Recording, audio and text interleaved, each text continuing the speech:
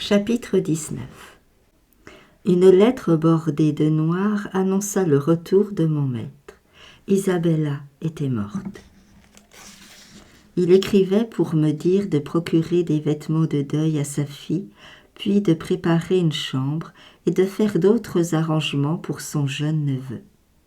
Catherine bondit de joie à l'idée de retrouver son père et s'abandonna aux prévisions les plus exaltées sur les qualités sans nombre de son vrai cousin. L'après-midi de leur arrivée vint enfin. Dès le début de la matinée, elle s'était occupée à mettre en ordre ses petites affaires. Et maintenant, vêtue de sa nouvelle robe noire, pauvre petite, la mort de sa tante ne lui causait pas de chagrin bien défini. Elle m'obligea, à force de me tracasser, à traverser le parc avec elle pour aller à la rencontre des voyageurs. « Linton a juste 6 mois de moins que moi, » babilla-t-elle, tandis que nous avancions doucement parmi les tertres et les creux de gazon moussu à l'ombre des arbres. « Comme ce sera ravissant de l'avoir pour compagnon de jeu. » Tante Isabella avait envoyé à papa une très belle boucle des cheveux de Linton. Ils étaient plus clairs que les miens, plus blonds et presque aussi fins. Je l'ai soigneusement gardé dans un petit coffret de verre et j'ai souvent pensé au plaisir que j'aurais à voir celui à qui elle appartenait. Oh, comme je suis heureuse! Et papa, mon cher, cher papa! Allons, Hélène, courons! Venez, courons! Elle courut, revint, courut encore bien des fois avant que mes pas plus mesurés eussent atteint la grille. Puis elle s'assit sur le talus d'herbe au bord du chemin et s'efforça d'attendre patiemment. Mais c'était impossible, elle ne pouvait pas rester tranquille une minute. « Comme ils sont longs !» s'écria-t-elle. « Ah, je vois de la poussière sur la route. Est-ce que ce sont eux ? Non. Quand seront-ils là ? Ne pourrions-nous nous avancer un peu sur la route ? D'un demi-mille, Hélène, rien que d'un demi-mille. Dites oui, jusqu'à ce bouquet de bouleaux au tournant. » Je refusai catégoriquement. Enfin son attente cessa. La voiture des voyageurs apparut. Miss Cathy poussa un cri et tendit les bras dès qu'elle vit le visage de son père à la portière. Il descendit, presque aussi impatient qu'elle, et un temps considérable s'écoula avant qu'ils eussent une pensée à accorder à quelqu'un d'autre qu'eux. Tandis qu'ils échangeaient ainsi des caresses, je jetai un coup d'œil dans la voiture pour voir Linton. Il dormait dans un coin, enveloppé dans un épais manteau doublé de fourrure, comme si l'on eût été en hiver. C'était un garçon pâle, délicat, efféminé, qu'on aurait pu prendre pour le frère cadet de mon maître, tant il se ressemblait. Mais il y avait dans sa mine une maussaderie maladive qu'Edgar Linton n'avait jamais eue. Ce dernier me vit le regarder, et après m'avoir serré la main, il me dit de fermer la portière et de ne pas déranger l'enfant, car le voyage l'avait fatigué. Cathy aurait bien voulu jeter un coup d'œil sur lui, mais son père lui dit de venir. Ils remontèrent le parc à pied ensemble, tandis que je pressais le pas pour avertir les domestiques. « Maintenant, ma chérie, » dit M. Linton en s'adressant à sa fille quand ils s'arrêtèrent au pied du grand perron, « ton cousin n'est ni aussi fort ni aussi joyeux que toi. Il y a très peu de temps qu'il a perdu sa mère, ne l'oublie pas. Ne t'attends donc pas à le voir jouer et courir avec toi tout de suite, et ne le harcèle pas trop de paroles. Laisse-le tranquille ce soir au moins, veux-tu ? » « Oui, oui, papa, » répondit Catherine. « Mais je voudrais bien le voir, et pas une seule fois il n'a mis son visage à la portière. » La voiture s'arrêta, et le dormeur réveillé fut déposé à terre par son oncle. « Voici ta cousine Cathy, Linton, » dit-il, en joignant leurs petites mains. « Elle t'aime déjà. Prends garde de ne pas la chagriner en pleurant ce soir. Tâche d'être joyeuse à présent. Le voyage est terminé et tu n'as rien d'autre à faire qu'à te reposer et à t'amuser comme il te plaira. » « Laissez-moi aller me coucher alors, » répondit l'enfant, se dérobant à l'embrassade de Cathy et portant ses doigts à ses yeux pour essuyer les larmes qui éperlaient. « Allons, allons, soyez raisonnable, » chuchotai-je en le menant dans la maison. « Vous allez la faire pleurer elle aussi, voyez comme elle s'attriste pour vous. » Je ne sais si c'était l'effet de sa compassion pour son cousin, mais de fait, sa cousine avait l'air aussi triste que lui, et elle retourna vers son père. Tous trois entrèrent et montèrent à la bibliothèque, où le thé était servi. Je débarrassai Linton de son bonnet et de son manteau, et l'installai sur une chaise près de la table. Mais il ne fut pas plutôt assis qu'il se remit à pleurer. Mon maître lui demanda ce qu'il avait. « Je ne peux pas rester assis sur une chaise, » sanglota-t-il. « Va sur le sofa alors, et Hélène t'apportera du thé, » répondit patiemment son oncle. Il avait été mis à rude épreuve pendant le voyage, j'en étais convaincue, par son plaintif et souffreteux protégé.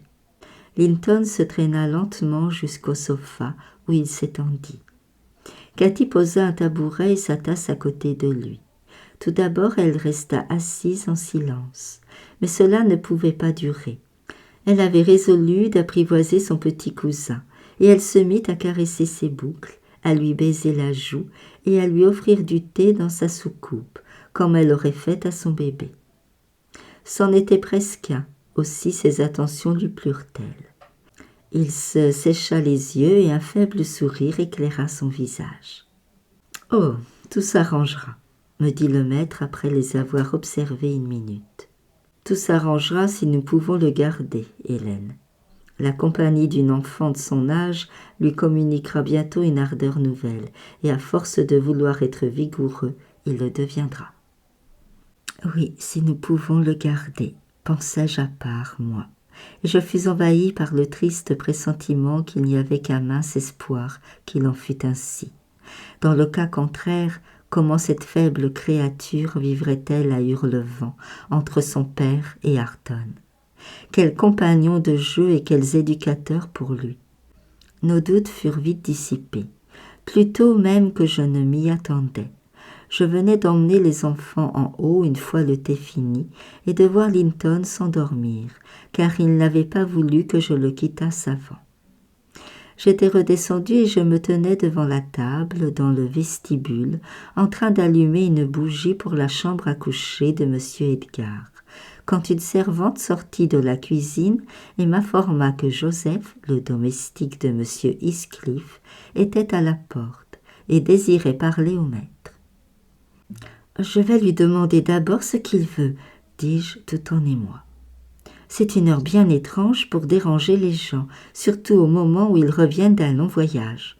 Je ne pense pas que le maître puisse le recevoir. » Joseph s'était avancé à travers la cuisine tandis que je prononçais ces mots, et il se présenta alors dans le vestibule. Il était attifé de ses habits du dimanche. Il avait sa mine la plus cagotte et la plus revêche, et tenant son chapeau d'une main et sa canne de l'autre, il se mit en devoir de s'essuyer les pieds sur le paillasson. « Bonsoir, Joseph, » lui dis-je froidement. « Quelle affaire vous amène ici ce soir ?»« C'est à maître Linton que j'ai à parler, » répondit-il en m'écartant avec dédain.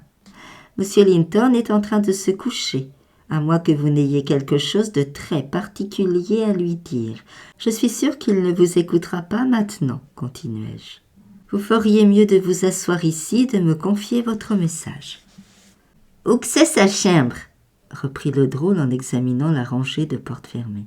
Je vis qu'il était décidé à refuser ma médiation, sur quoi, fort à contre-cœur, je montai à la bibliothèque et j'annonçai le visiteur intempestif, en conseillant de le renvoyer au lendemain. M. Linton n'eut pas le temps de m'y autoriser, car Joseph était monté sur mes talons. Faisant irruption dans la pièce, il se planta à l'extrémité de la table, les deux mains serrées sur le pommeau de sa canne, et commença à voix haute, comme s'il prévoyait de l'opposition. « Heathcliff m'a avoué chercher son gars, et je dois point me retourner sans lui. » Edgar Linton garda une minute le silence. Une expression de chagrin extrême se répandit sur ses traits. Il aurait eu pitié de l'enfant de toute manière.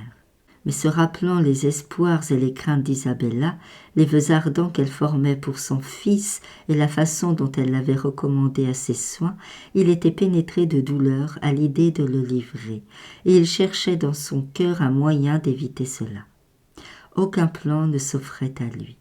Le simple fait qu'il eût montré le moindre désir de le garder aurait rendu la revendication plus péremptoire. Il n'y avait rien d'autre à faire que de le laisser partir. Néanmoins, il ne voulait pas le tirer de son sommeil. « Dites à M. Heathcliff, répondit-il calmement, que son fils ira à Hurlevent demain. Il est couché et trop fatigué pour faire le trajet maintenant. Vous pouvez aussi lui dire que la mère de Linton désirait qu'il restât sous ma garde, et que pour l'instant, sa santé est très précaire. »« Nenni !» dit Joseph, frappant le sol de son bâton et prenant un air d'autorité. « Nenni ! Ça veut rien dire. Heathcliff a point de souci de la mère, non plus que de vous. Il veut son gars, et je dois l'emmener. Ainsi donc vous la fixez. »« Vous ne l'emmènerez pas ce soir, » répondit Linton d'un ton résolu. « Descendez immédiatement et allez répéter à votre maître ce que je vous ai dit. Hélène, conduisez-le en bas. Allez. » Puis aidant le vieillard indigné à sortir en le prenant par le bras, il débarrassa la chambre de sa présence et ferma la porte. « Très bien, » cria Joseph en s'éloignant lentement. « Demain il viendra lui-même et vous le mettrez dehors, lui, si vous osez.